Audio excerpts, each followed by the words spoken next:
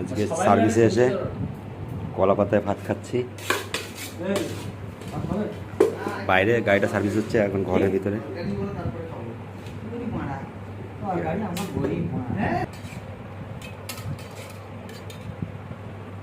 ঝোল অল্প আলু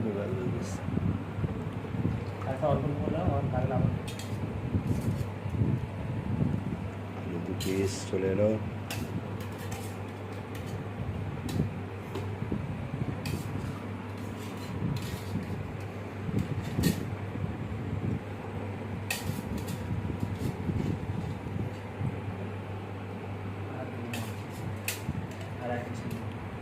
বাস আমাকে দিতে হবে না।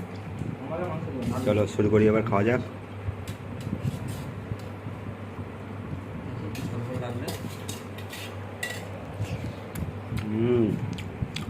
দারুণ